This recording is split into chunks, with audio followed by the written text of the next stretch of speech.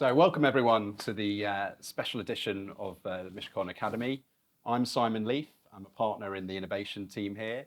And anybody that knows anything about me will know that I'm a massive Arsenal fan. So very, hopefully got some other Arsenal fans in the room. Very excited about today. I'm absolutely delighted to welcome a true footballing legend. From his early days at Tottenham Hotspur, making a bold mark in the Premier League, to his controversial and brave switch to local rivals Arsenal when he became an Invincible, Sol Campbell's career has been nothing short of remarkable. He not only appeared in 19 consecutive Premier League seasons from its inception in 1992, but he's also, I'm pleased to say, a two-time Premier League champion, multiple FA Cup winner.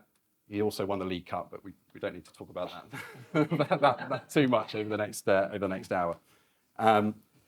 He's also a figure who graced the international stage, earning 73 caps for England and representing his country in a record-breaking 6 consecutive tournaments. Off the pitch, Sol's journey has been equally compelling, where his ventures into management, to his outspoken views on the game's pressing issues, as well as more recently becoming involved in some exciting new business adventures that we'll talk about a little bit later as well. So today, we delve into the experiences that have shaped his illustrious career and the wisdom he's garnered along the way, and in particular, what lessons we can all learn from such an inspiring individual. So please join me in giving a very warm welcome to Sol Campbell.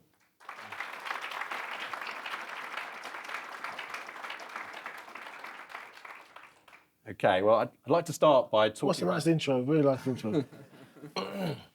I want to talk about some of the early moments in your life and growing up in East London. Can you just tell us a little bit more about what that was like and how it's kind of shaped your career from then?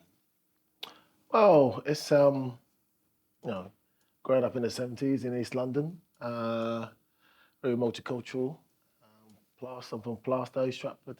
Obviously, Stratford's not Stratford than how it looks now, but it used to be a huge kind of dump of stone, and behind there used to be all factories and warehouses. Obviously, it's changed now, and it's amazing now. But back in the 70s and early 80s, that wasn't the case. So 9 brothers and 2 sisters I grew up with, not all in the same house, but at one stage it must have been about 7 in the house. So you were the youngest, right? I'm the baby. I'm always going to be the baby, but it is what it is. Being the baby of the house, you kind of you look and listen and learn. You can't really say too much because you just get drowned out. So you get into the stage of like just observing, and that's my early stages of just kind of looking and seeing what's happening, learning from mistakes from maybe my brothers who are older than me. So nice, loving kind of family, but tough, extremely tough. Money was extremely tight. I had really, great group of friends. I had kind of diverse friends. I had friends who like love playing football, and then I have another friends who kind of love getting in trouble. So you kind of you get that kind of diverse, and you just got to make sure you're not getting sucked into the the bad way of lifestyle. Some of your friends, your friends, because you go to school and you like them, but obviously some of them just a little bit different. When they go out and they've got a certain kind of, I don't know, people around them, they kind of change. It's like sometimes when you're at a football game, the supporter comes in, really nice, great job, blah, blah, blah, and then enters the football ground, and then all of a sudden they change into something totally different. So, but for me, tough, loving, great lifestyle, but you're none the wiser. If I kind of look back and look at the life, it was pretty tough. But because you're young, you're kind of bold, you just get on with it. Everyone's in the same boat. You just kind of think this is normal. This is life. Tough, and you grow up quick. You got to be fast. You can't be slow. You just get overtaken, or you just kind of you don't get on in life. So you work out how to be nimble and understanding kind of situations very quickly. You're not green behind. You're not naive, even though you're young. But you had to do that, and then that kind of led into football as well. So at what point did you realise that you had a talent for the game? For me, you don't realise you've got a talent because you're just in your local area. Yeah, you love football. I love playing football. Sometimes you just play and I just enjoyed it. I went to not the best school when it comes to football. They're pretty average. There's like a couple of other schools that are really good. My Sunday league team wasn't the best.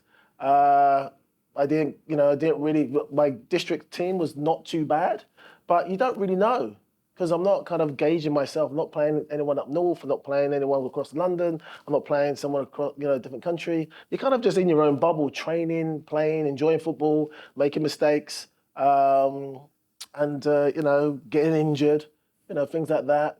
Having bragging rights when you beat a team, all that kind of stuff. And you learn all that process. For me, I just loved playing. I wasn't gauging myself. What I was doing, I was looking at certain players and some older players, how they were playing and what kind of skill and also for me, how do I get the better of them as well? Because obviously they're bigger and stronger. So I have to go kind of work out, well, I'm 9 years old, he's 11.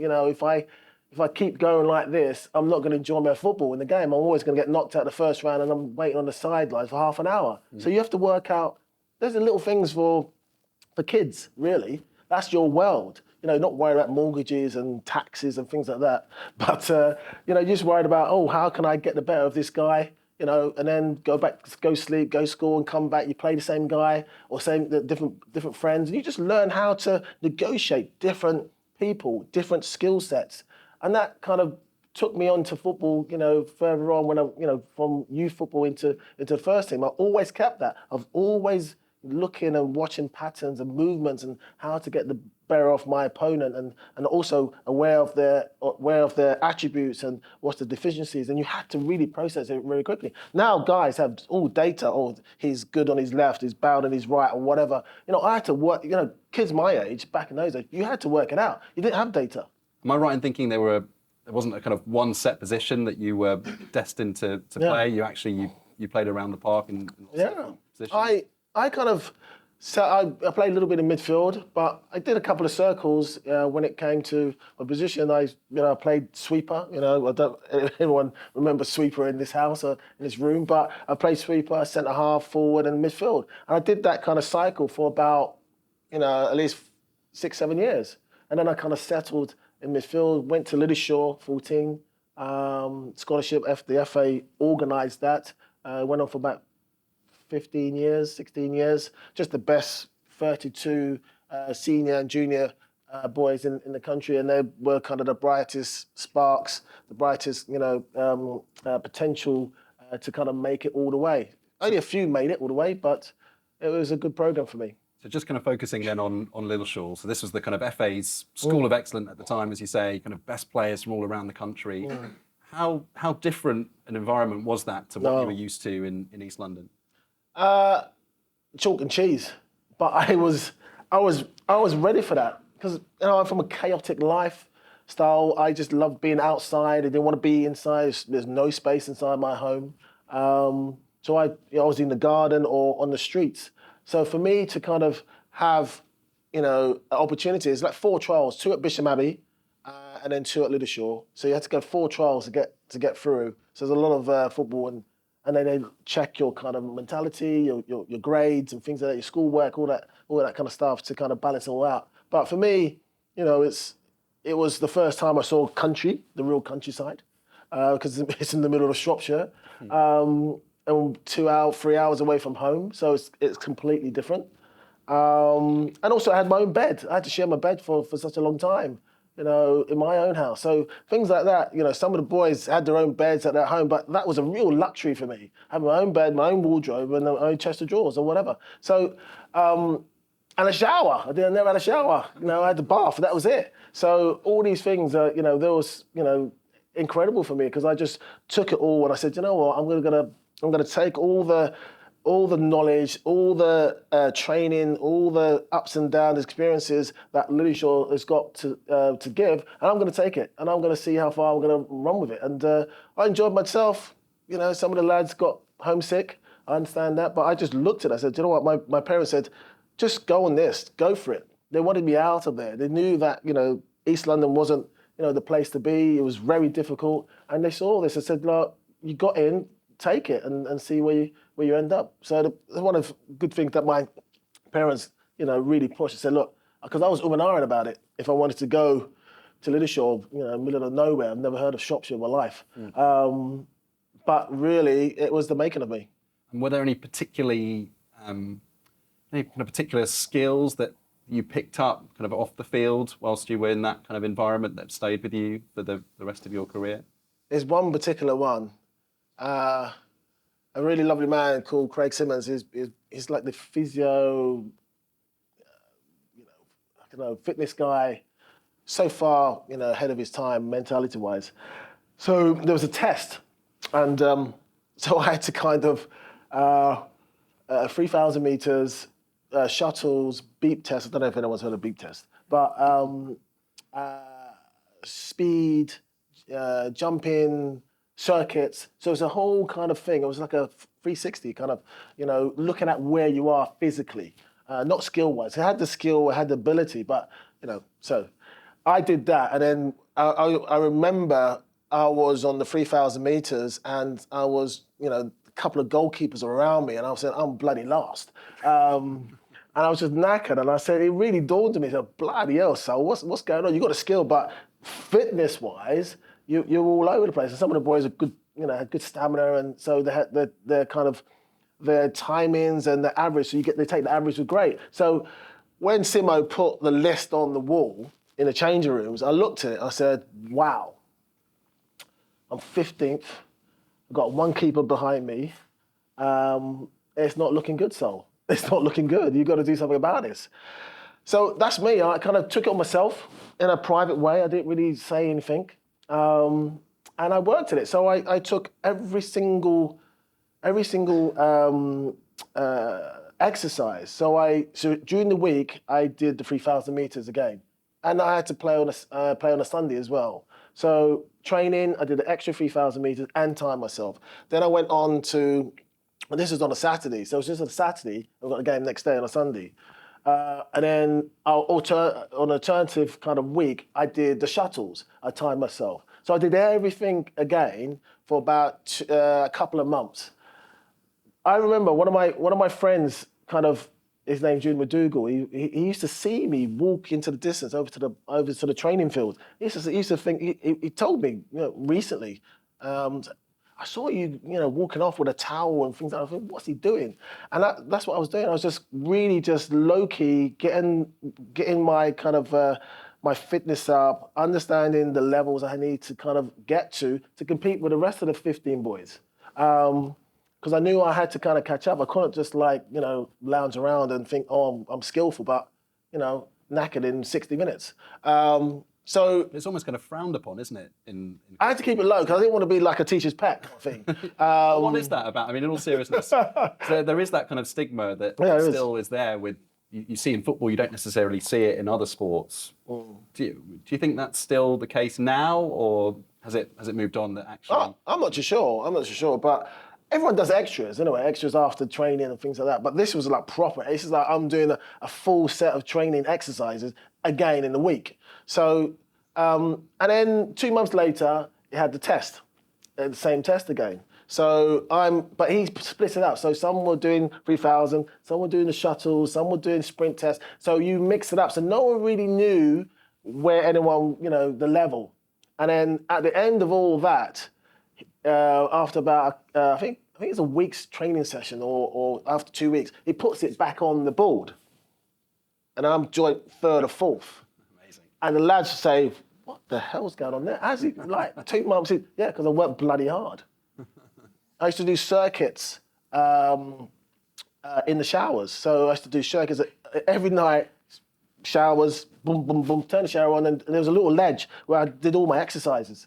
So I did all that, in my own time, and it paid off really, because that work ethic took me all the way from 14 to 16, and then when I got back into Tottenham, they saw me at 13 years old, and I was like, yeah, whatever, he was an okay player. But when I came back in 16, I wasn't mucking around. I was a different type of player altogether, and I was shocked. It's like they keep you in a capsule and said, oh, he's 13, but then when I got through, I'm almost a man, playing wise. Except the experience. Everything else is all put together because I've worked 2 years, and all the others have been mucking around and doing whatever. But I've been working solidly, and my school work and things like that. And I was just being right. I'm concentrating on this. And then when I got to 16, I was like way ahead of everybody. Just kind of focusing then on that kind of work ethic. Do you think a lot of that came from your parents? Again, just kind of referring back to the book, it appears that they were very kind of hardworking, but not always as supportive as. Yeah. I had to kind of my family were very strict and tough. It's the 70s and 80s. It was so different now. Lifestyle wise.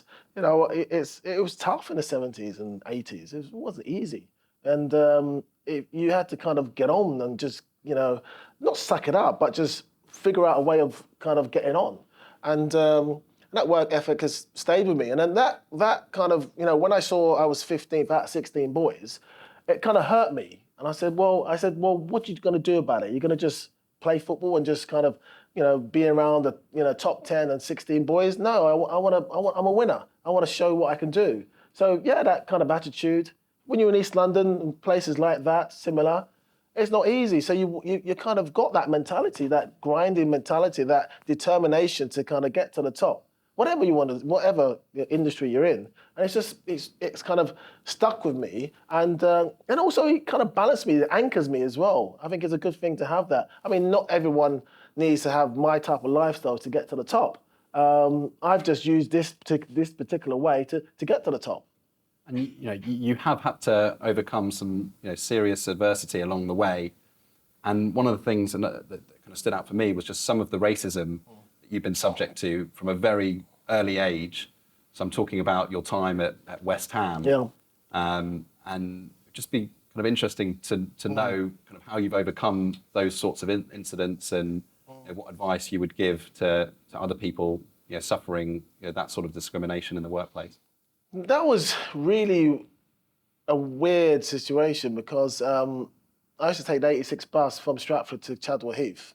So I'm 12 years old, and you travel Chadwell Heath, get off, you walk a little bit, and that's where the training ground is. So one of the days, I'm not smiling all the time. You don't need to have a smile on your face to be happy. So particular training session, finished training session, what was it, 12? I'm 12, I'm kind of 12, near 13. And the guy comes up to me and said, well, cheer up, Sol. You're 2-1 up. I'm thinking, what does he mean 2-1 up? What's going on here? And then, 2-1 up, West Indies versus England. I said to myself, so I'm not English then. So for me, it's like, I said to myself, how would you deal with this? But the flip side of that as well, the guy was mixed race. That's the complexity of it. It's really like, whoa, I'm actually born in England and, my family's from Jamaica. You're mixed race and you're saying, cheer up, you're 2-1 up. It's like, what are you saying? And then from that day, it never turned up. I just left. I wasn't having that anymore. I'm not having that situation. No, I was really kind of a stickler for that kind of behaviour and talking. I was just, what? I'm too young. I know that's wrong, and I'm not having that. And I just left and I went back to district football. And so funny, when I got into Tottenham, I was still living around East London, and I went into Barclays Bank. And I popped into Barclays Bank, and the clerk on the other side, he saw my name. He said, you're blah, blah, blah. But what happened at West Ham? So even he kind of knew, like, how did he leave West Ham? Why did he leave West Ham? And then, turn up at Tottenham. And I said, I actually didn't want to go into it. I said, oh, well, I just left because whatever. I just, took my check or whatever, and I did my whatever I had to do, and I left. It's interesting. I still remember that, like it was yesterday, that the clerk actually saying, hey, you was at West Ham, what happened? That's the reason why I left. But it seems to be a kind of recurring theme throughout your life. The example that you give is the fact that, here you were, you kind of represented England on all these occasions, and yet, Michael Owen was being selected as a captain ahead of you. How have you kind of reflected on that? That was tough. Yeah. That was tough. I mean, when you had Kevin Keegan as the manager, I had a meeting. When I used to live in a place called Hertford. It was in Hertfordshire. So one of the executives came down and said, we want you, we need to talk to you. We want to Kevin Keegan wants you to be manager. Wants you to be captain. So they obviously had to sit down, went out for dinner, had a quick coffee and light bite. And then from that, against Germany, Didier Deschamps scores that goal in a wet Wembley, and then Keegan said, right, I'm resigning, see you later. So then the complexity, then the whole kind of you trying to get to the top and be a captain, it changes very rapidly, because now the main person who wants you in that position is gone. He's vacated. He said, that's it. I'm not doing this job anymore. So then obviously, okay. Then you got the tussle between me and Bex and things like that. Fine. Okay. I was injured. He gets the captaincy. Fine. But then at that time, you become a really good player. Then you become an amazing player. And then you become one of the best players in your position. And then you can, at 2-3 years, the best defender pound to pound around the world. And you captain your domestic sides. And then I went from potential captain, to vice captain, to no captain. It's like, I've gone this way in my performances for England and my country, and I've gone so far away from being captain or even vice captain. It was just swiped away from me. I said, well, no, you're no longer this. You're no longer in this kind of camp. This is the way we're going, and that was it. And even I've said it before. I said, Mike Owen is not a captain. I've said that before. He knows that. But it's all about PR and things like that. It was a totally different era of being a captain for England. It was very PR heavy led. And a lot of the guys would say that. There was a lot of animosity in the sense that it took too long for that to kind of dissipate and just drop away. We can actually concentrate and try to win a World Cup or European Cup. There was a lot going on, but it was very PR led. Not like that now, so it's great. But when I was around, it was like that. For me, it was like I came close, and then it was like a different galaxy. I was nowhere near, but my performances were amazing, and I was captain for my own sides and winning and doing everything on paper correctly. And then I was so far away from being even a vice captain. I was obviously in the committee, but I was never. It was almost the armband was passed around me, but never to me. It was bizarre. Yeah, that must have been painful. I mean, as you mentioned, you were kind of captain of your team, Spurs, through quite a difficult time. In the mid-90s, they were a struggling side. Often kind of finishing kind of mid-table, kind of lower half of the table, and many people say that you kind of single-handedly kept them up some seasons. You were ever present for them in some of those seasons. Looking at your period as captain, how did you motivate the team that was clearly, filled with players that weren't kind of fully kind of on board or not, certainly not performing to the levels that you would expect from a team like Spurs?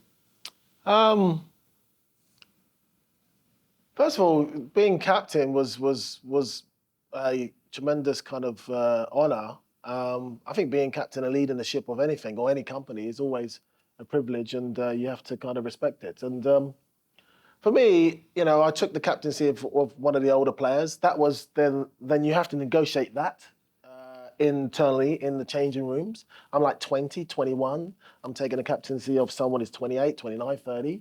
But I'm ever present. So, Jerry Francis gave me a couple of days to think about it. And then I thought about it. I said, you know what? Yeah, I'm gonna take it on. As time goes on, you have players coming in and out. I mean, I think at one stage we might have had maybe 3-4 decent players. The rest were just on for a ride. It was Lily Whites. Everyone was like Jack the Lads and things like that. They were all worried about how they're looking and like, I've got nice boots but on the pitch, he wasn't transferring the pitch. It's almost, it was football was the last thing on their minds. It's like, well, we've got to win this game. And then I have some older players and more experienced with me say, oh, God, we're playing Liverpool, Man United, or other team, or I've got a hamstring, or I'm feeling a bit tight. And I'm thinking, I'm working my socks off. I don't care who I'm playing. I'm just getting on with it. Let's play. See, you never know what's going to happen. But by then, the team was always not split, but there wasn't enough quality to take the team on a regular and compete at the highest level. We just weren't operating on that level.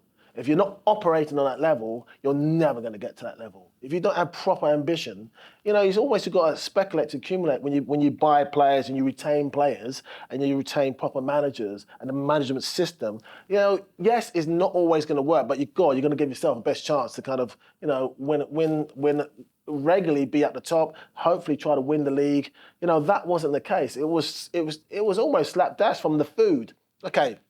You know, it wasn't the best kind of food. It was more burgers and mash and sausages. And maybe that was the case. That was football. But I knew, well, I'm not doing this. I used to go to Italian and kind of, you know, feed myself properly with pastas. But you got 80% of the team doing that. So you got the food all over the place. You got the system all over the place. You got the hierarchy not spending proper money and retaining players. And then when you happen to come across a really couple of good players, they're there for 1 or 2 years, or they're probably on the back end of their career. You know, Jurgen Klinsmann came. It was amazing, but he's like back end, but he still had quality. And Popescu was there as well. So there's decent players coming in, but there wasn't enough. You can't do it on your own. It's impossible. Any business, if you haven't got enough, you know, quality around you, you can't do it. You can try, you can kind of tussle, you can maybe, but then after a while you fade out because it's just too much. Everyone, you're carrying too many people to kind of. Yeah, I might be looking good. I'm doing 2 people's jobs, and yeah, we might get occasional great wins, get Man United, and you know, it's amazing. But long-term, longevity, proper kind of consistent play, and like when you go out there, you're thinking, we're going to win this game, or we've got the team mentality, and we've got firepower, and we've got solid players playing really well. We've got the bench looking good as well. Yeah, we got a chance. I was never in that situation ever at Tottenham. Probably is a good time to move on to Arsenal then, and the topic of Arsenal. So, obviously, your transfer to Arsenal was probably one of the most controversial transfers in Premier League history. Really? What do you think? Just be keen to kind of learn a bit more about how it came about. You know, whether you anticipated the kind of reaction, whether it took you by surprise, and really how you coped with that immense scrutiny and pressure. I think, the deal came around about, I was running out, the contract was running out, and I was like 25. And then the Bosman ruling came in about 3-4 years before that. So it opened up the market. I wasn't expecting to go all the way kind of as a Bosman, but it just happened that way. I think for me, I gave Tottenham a kind of not ultimatum. I gave them, I gave them a 4-year deal and a 1 year break clause. But this is what teams were prepared to pay me around the world, well, around Europe anyway, and in England, and they didn't want to match it. So I said, well, what you listed me here, these 4 things, I have to complete these 4 things to get the same money someone wants to pay me just off the bat. So it doesn't make sense. Why do I have to stay? And I know I can't do all these things because we haven't got the team to do it. So it's almost counterproductive, the actual deal here. What am I signing? It's not worth me signing, get hooked in for another 4 years, and I've not won anything. I'm just treading water all the time. The same situation just keeps on going. You might have a few good wins, but consistency, I didn't want that. So obviously that deal broke down. And I looked at other clubs. I went to Inter Milan. I checked them out. I went to San Siro, and it was, the training ground was in Como. And that's, I don't know if everyone's been to Como. That's a really nice place in Italy. And he's got this training ground there. It's incredible. It's like a Roman garden with football pitches in between. Ronaldo was there, but then he left. It wasn't complete. And then obviously Arsenal came in late. We had some conversations, and then I had the season was drawing to an end, and we had conversations, and everyone's heard I was walking around the garden, we was talking, had to keep it low key, and the main thing for me is I looked at the players at Arsenal. I looked at the players at Arsenal at that time, and I looked at Tottenham, and I looked at Man United, and I looked at Liverpool. Liverpool didn't even actually come down. The manager didn't even come down to see me. But anyway, that's nothing. But Missed out. yeah, if he can't bother to come down, we'll forget it. And so I looked at this and I said, well, Arsenal's got the best team. You know, they've got the best team. And they need someone at that position. I can come in, slot in, yeah, it's going to be tough, but, you know, it makes a difference. It's all about making that impact as well. And, you know, I knew some of the players already, you know, sometimes going out and meeting them and saying hello. And I'm very open-minded when it comes to kind of, you know, I wasn't, you know, stiff kind of English. I'm more open. You know, there's lots happening in the world and you've got to talk to all sorts of people.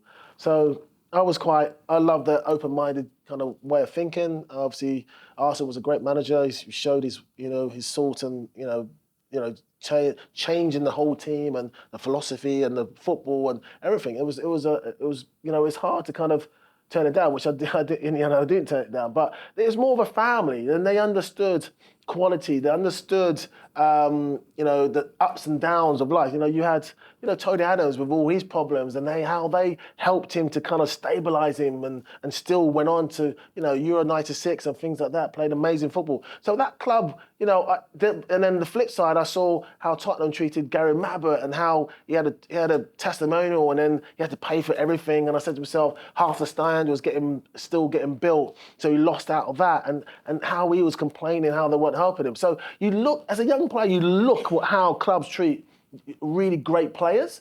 You know, I said, go back to when I was obviously young. I'm very observing what's happening and how they treated Tony Adams and how Tottenham treated Gary Mabbott. You know, it's chalk and cheese. Yeah. So for me, that club kind of, obviously, I wanted more of a family, and I wanted a team operating on a proper level. Yeah. So that first North London derby, November 2001. Can't remember it. Speaking of kind of getting things, am I right in thinking that when you arrived, you actually went into the Spurs changing room out of habit? Is that true, or is that? I can't remember. I might have. But what, in all seriousness, though, I mean, that must have been tough for you. How did you feel at the time? How did you kind of overcome such a kind of difficult, hostile environment and kind of make it through the other side of that afternoon? I mean, before that, the pressure was just like an inferno. It was just so hot around me. The pressure was so hot that it was like, at one stage I was thinking, just get me out. At one stage I was thinking, like, I've got to leave. It's just too much. It was just pressure everywhere. Everywhere I went, it was just like every touch, every movement, every mistake, every goal was hidden. You know, all that. It was just like every single thing, from news agents to people talking and fans. It was full on. I don't think, not many people were around London, but it was tough for me. And I just wanted to play football. And I was injured in the beginning. I had to, get fit. So come this game, just as a 25-year-old coming to 26, I'm thinking, well, I'm young. This is it. I get this is going to be a kind of problem. But you're young. I'm not 30, 31. Maybe I'd have thought a little bit different. Well, I'm 26. I'm 25, 26. I want to go. I'm robust. Who cares about this? And obviously, when I got there, you got stones, you got bricks, all chucking at, and bottles. You got effigy of me being like, hung there. I was thinking that, wow, what is going on? It was strange. You had biblical kind of writings that was contradicting itself, the writing wise. So you had religion. You had real horrible kind of singing and effigies and negativity at the highest level. And I have to concentrate and play a football game. And your brother was sat with the Spurs fans. Yeah, where's the Tottenham fan? Yeah. Yeah. Yeah. So that was mad, because he could have been anywhere in the crowd, but I saw him. So that was mad. He wasn't shouting, was he? Or? No, but it was like, he was behind the goal, and I there's like what was the state of 38,000 back in those days. So to see someone even that behind the goal, it was mad. But I don't know. I saw him in there. He was in the middle of the crowd. And then you got, obviously in the game, you got people literally saying anything under the sun about me. It was absolutely disgusting. Bottles thrown at me, the whole kind of, chanting. Obviously, the Arsenal fans were great, backing me because it was a culture. I don't think if anyone was at the game, I don't know, it was electrifying, but also it was really, really nasty. Proper dark. It was really dark. Do you think that would happen today? If On that level, it cannot happen at that level. I think maybe, but the whole crowd, maybe some of them not. It was really. Sometimes it was nasty and horrible, and it wasn't pleasant. Another person is not playing in that kind of environment. Yeah. Another player is not playing it. That could never happen in that entirety ever again, but it did happen.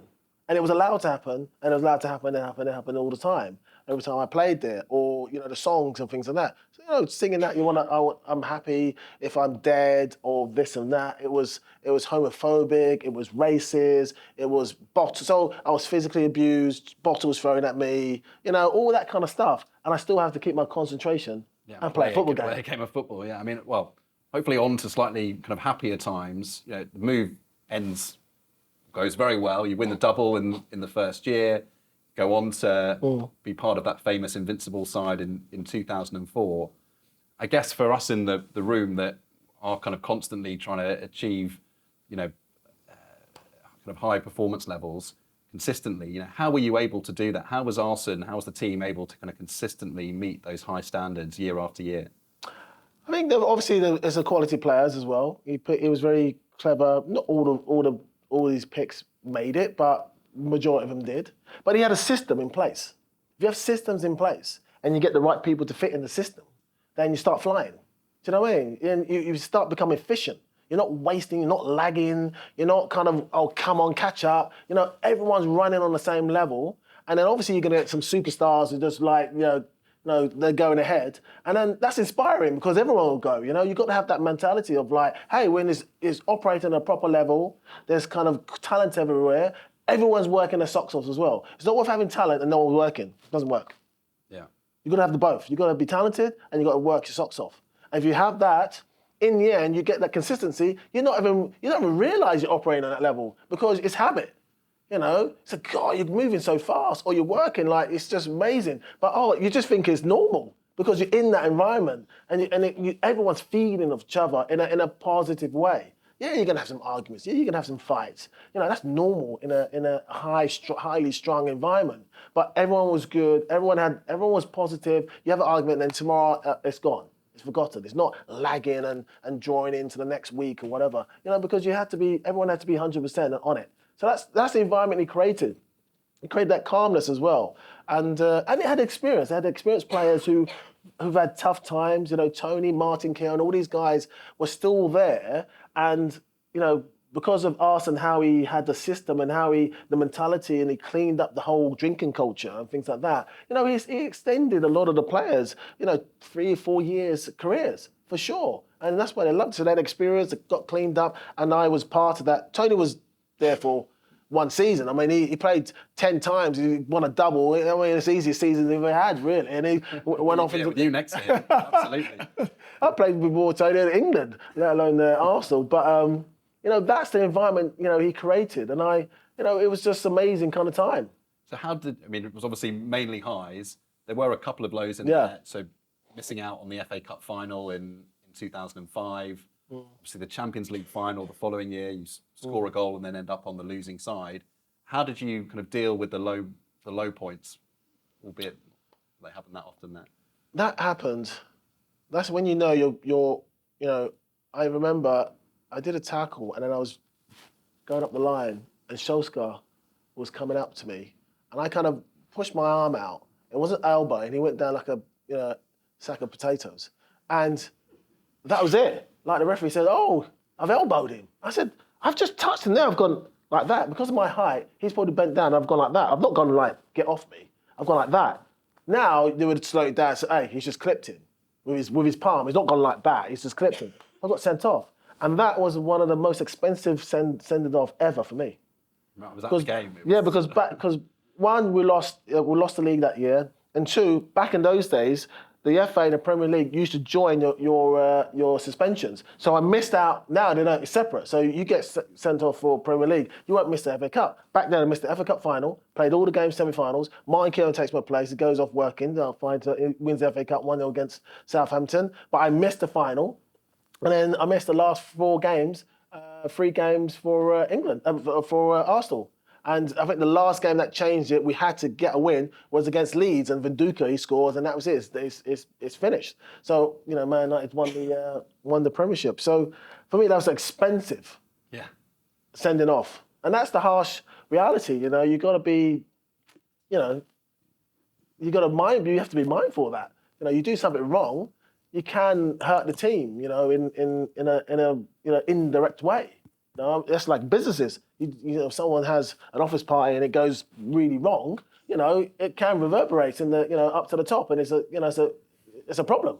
So for me, getting sent off and missing those games, personally, I missed those games. Personally, I was set on the side, and also I was pretty pissed off that I couldn't help my team push Man United to the end. I wanted to push Man United right to the end. So you're not just gonna roll. We're not gonna roll over. You're gonna have to beat us, and you have to keep on waiting for the next Saturday. Next day. We're gonna go all the way, and I couldn't do that. And that's really frustrating for me as well. And missing the FA Cup final.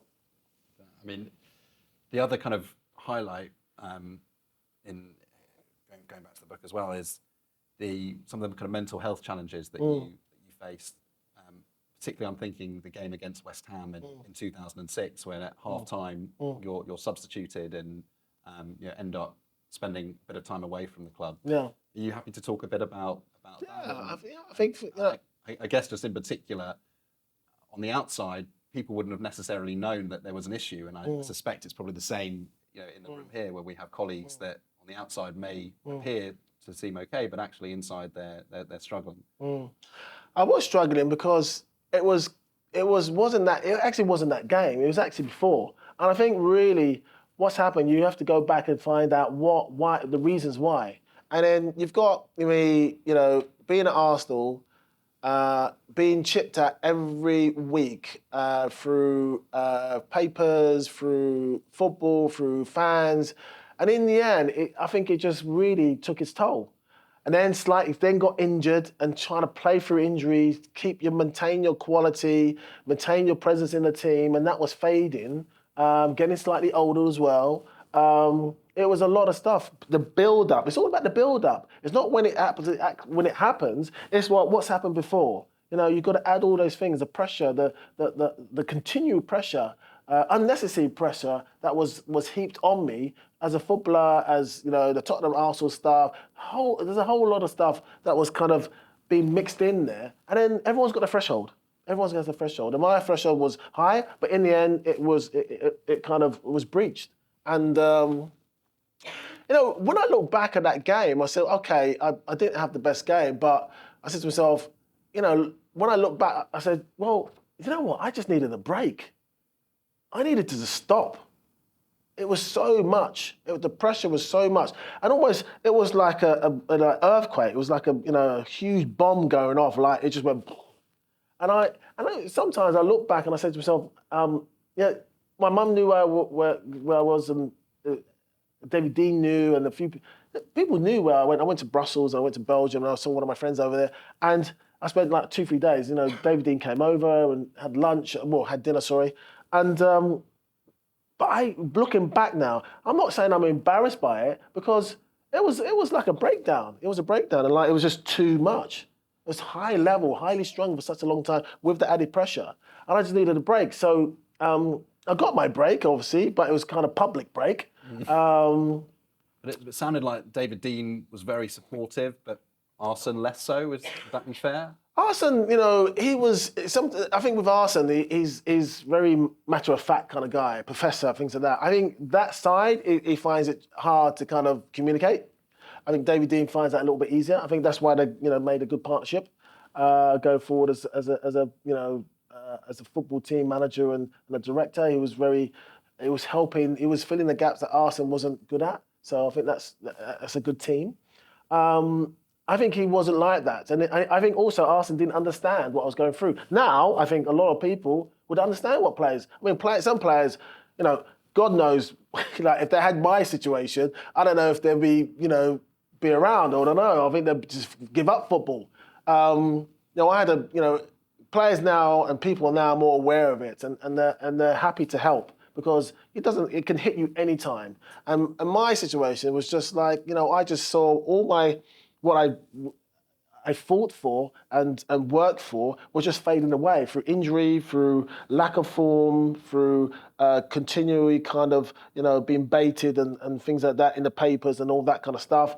All those kind of things are fed into me. So it chips away at your confidence, it chips away at your soul, your spirit and things like that. It chips away at everything about you. And then almost like you almost have this game, and this game is almost out of your, you're not a 21-year-old, it's almost kind of fading out, and you see something going in the distance, like my career's going, like shit, what am I doing now? Like, what's happening now? Who am I? We're at football, am I somebody or nobody? So all those things were going on. And then obviously it explodes. And in a way, I think I needed it to explode. I think sometimes you need it to kind of, you just have to kind of start again. And that's what I did. I started again. So on that, the end of the season, you then do start again. You leave Arsenal, you move to... Well, before that, I got back into the Arsenal team. Yeah. Scored in Champions League final. Just don't forget that. That's in the same year. That's the same year. And, getting back and 10 minutes from winning the Champions League, we missed too many chances, but I won't go into that. Anyway, but... that's an incredible thing to kind of get back in. And also before that, I actually, I wrote a letter. Arsenal said, you have to write a letter to apologise or whatever. So I wrote a personal letter and I read it out in front of all the players. So all the players will remember that, that the letter I kind of read out to everybody. And there was young players, old players, things like that. And I think for me, it was almost like, I'm saying to myself, well, this has happened. And I don't know, I felt embarrassed by it because it happened. And I can reflect back and look at it and say, look, it's a part of life. It was almost like, I just got, not scared, I'm always kind of, I don't know, I almost panicked. And then when I look back, I said, what was you panicking for? You just needed a holiday in the Caribbean somewhere and just come back. Mm-hmm. And that's what, And an arm around you. Yeah, arm around you and things like that. But also I just needed a break from football. Sometimes you just need a break. Mm-hmm. Just like you need to kind of, and you see a lot of players doing it now. A lot of players do it now. Some players just, half time going off and seeing that, whatever. Players, missing training. It happens all the time now. Back then it was a little bit different. It was like, wow, what's going on here? Now, I'm not saying it's common, but it does happen now a lot more. I just needed a break and, come back, Champions League, nearly won, nearly beat the Barca. And then I had to, in the end, I left. Yeah. I tried to go abroad, but it just couldn't happen, the deal. So let's talk about the Portsmouth deal, because, again, another example of you being a bit of a trailblazer. You end up moving to Portsmouth without the use of an agent. You have a lawyer that helps you with the deal. Do you think players need agents? Do you think more players should do what you did and kind of negotiate the deals themselves? Famously, I think De Bruyne's kind of taken a similar kind of step. There are other kind of players out there. What's your reflection on that? I think obviously I saw agents back in the days, and they, some of them were just, almost nicking money out of some of the players, around them and doing double deals and doing one deal in, one deal out, and like getting, profiting from both sides of the deal. So, that's a conflict of interest when you look at it. So I think some players need agents. I think if you've got a really good agency, I think, and they charge fairly and they give back. They look after your finances, they look after your sponsorships and things like that. They look after when you're looking for a deal. They look after if you need a move and things like that. They protect you. They kind of protect your wealth, not just for now, but afterwards. If they do all that, I think they're worth it. But in others, they're not doing that. So, and that's where some players really lose out. And they're charging far too much money for not a lot of work, or just being a middleman, really. So I think if you get the agency that do all those things, one deal does everything on the tin. I think it's good to be in that environment because they can help you because you can't do it yourself. Yeah, some players might have the brother or the mum or whatever. I get that, but if they don't reach out to get professionals in, is the mum, is the brother, know a lot about deals and contracts and things like that. I don't know, or structuring deals or structuring where you move on from there. Sponsorship deals, know what everyone's been paid, all that kind of stuff. They will have that. Agencies will have that because they've done like 5, 6, 7, 10, 15 deals, and they know roughly what's the going rate. If you haven't got the information, how do you know what's the going rate? Yeah. Things like that. It can work, but I can see a lot of players just know their worth and they just have a lawyer. They do. I actually did the negotiation and I just had a lawyer to kind of write it up. Yeah, no, that makes sense. Conscious of time, I promise we'll open up to the floor in just a second. I'm just going to talk about very quickly, obviously, Portsmouth, where you go on to win the FA Cup. You then have, a bit of a negative experience with Notts County, but ultimately you then return to Arsenal, you're training with the team and ultimately being signed again by the team. Yeah. Just be good to kind of understand how you found that kind of reintegration process, because we obviously have a lot of people that go on parental leave, for example, or take sabbatical and then kind of come back into a team that may have evolved. Are there any particular tips that you would give when it comes to kind of coming back into a team, having previously been there and then trying to reintegrate? I think with that, obviously with Arsene, Arsene had a mentality. He had this kind of way of thinking. Once you leave a top club, you're done. You can pop in and out, but you're not coming back in because you're done. You're not on the proper level in there. You want to be this level. You're not going to get the high level or consistency. So I had to break that. And obviously I had to train a little bit and get myself up to speed. But then the guys helped me out because I was in limbo, leaving Notts County, what a Ponzi scheme anyway. So I had to leave that, and you couldn't join another club. I was in limbo, so I had to kind of wait until January. So I had 2-3 months of training. So as I was training, Tony Colbert was doing the training. He was the main kind of strength and conditioning guy there. And I started training, and then I started training with the youngsters and things like that. So as time went on, the youngsters were training, and as I was, 1 week, 2 weeks, 3 weeks, and about the third or fourth week, I was keeping up with them, and I was going past them, and the numbers started to kind of like, hey, he's got good numbers. His sprints, his timing, his stamina, his kind of awareness, his touch, his recoveries and things like that. It's up to speed. Hey, Arsene, you got to look at him. It took another month to look at me, 6 weeks to look at me. It took 6 weeks, I would say even 2 months to look at me again. You were there. I was in the house, I was training, he would talk to me, blah, blah, blah. But in his head, he said, once you leave, you're gone. You cannot, wow. In his head, he's never had a player to go at a high level and then come back high level. Was Henri after then? I started everything. Yeah. I changed his mentality. I did. So it's great. It's nice when you can influence people, even Arsene. But from that, he that kind of attitude and work ethic, he didn't see it with some of the young players because almost at one stage there were obviously the financial side that Arsenal were really struggling. So they were kind of getting rid of the players on the high level of money-wise, wage-wise. And in the end, it was left a lot of youngsters, and they didn't really know what to do. They knew they were skillful and talented, but they didn't know the kind of the rigors and how to kind of grind out a game and like see if you can win something.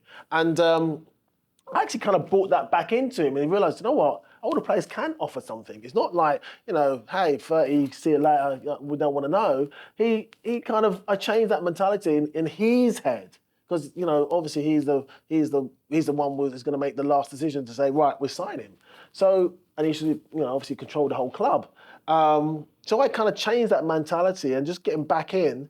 Also, I wanted to play at the Emirates. That's all good. It was nice to play on there. But it was Emirates or Highbury, very quickly. Which I think obviously Highbury's got a fantastic intimacy, but I think if I was playing back in my time with all the lads on the Emirates, I think we'd have beat a lot more teams because of the bigger pitch. We had a tiny pitch, and teams used to just sometimes 6, 7 across the face of the pitch and stopping people. If you've got a bigger pitch like it is now, you can do that, and there's still another 5 meters around you. So you have to spread out. And we would have scored a lot more goals for sure.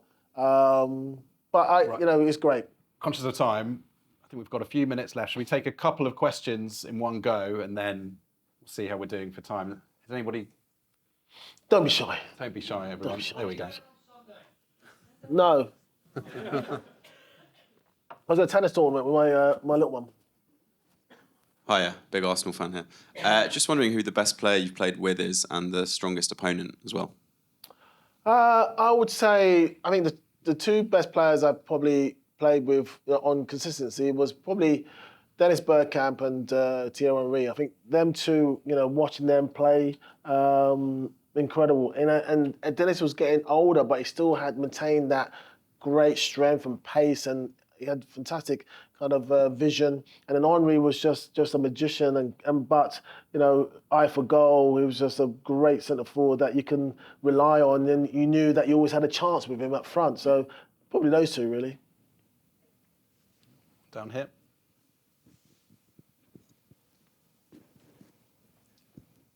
Thanks, Sol.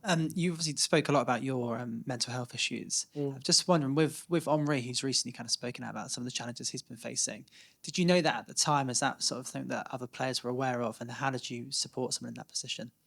Do you know what? I didn't know that was going on with Henry. He told me about last year that was going on. He was seeing some people to kind of help him along, but he didn't actually talk about it. It wasn't talked about.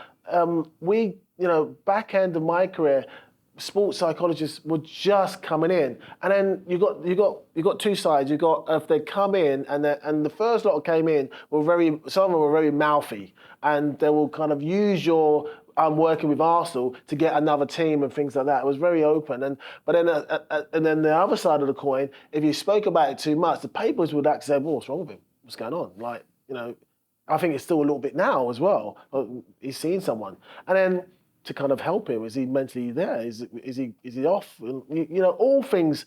Papers love to kind of ramp it up, and then they're off on a different universe when they talk about it, and at the same time they're hurting you.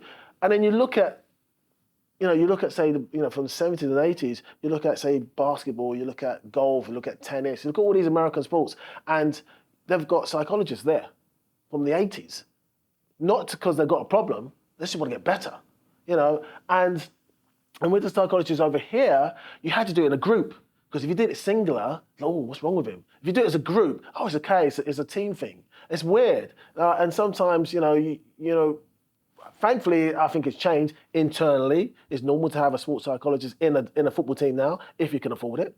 But when I was around, I didn't know that was happening. I only learned that about a year ago. 18 months ago with Thierry. We've got time for one more. I'm a bit nervous as a Spurs fan at the back, so I don't know what he's going to say. Hi there, I'm a Spurs fan, but I'm not going to ask you about that. What would you say, if you can, is your favourite ever game, or perhaps your best performance? Does one stand out? I think the all-round game, but obviously didn't win, was probably the final, Champions League final, because I was, just come back from the West Ham scenario. I had to wait for at least 6 weeks to get my chance to get into the team.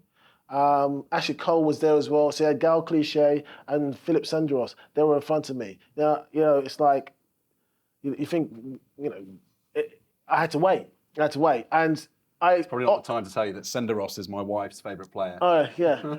Really? Are you Swiss? But anyway. Second favourite player now. When I look at it, I think for me that was, that was probably to get through that scenario and then get into the team, play a couple of days, and then play Barcelona, one of the best Barcelona teams, and to play, extremely well, score a goal and 10 minutes from winning. That was probably, I know he didn't finish with a win, but it's probably one of my best performances considering all the things I had to deal with. I've got one more comment and then we're going to wrap it up. So Yeah. it's a comment from somebody who's joined online. They say, I'm a Spurs supporter. Where from though? They don't say. Really? Are they Switzerland? What, up north? I don't Or know. With this comment, it could be a member of the Campbell family. They say, I'm a Spurs supporter and apologise for the abuse that you got when you joined the Arsenal. You'd given years of wonderful service to Spurs and you were fully entitled to try to win competitions that you would not have done if you'd stayed at Spurs. Well done, you. And I think that's probably a fitting way to end the session. So can everyone put their hands together for legend of Sol Campbell?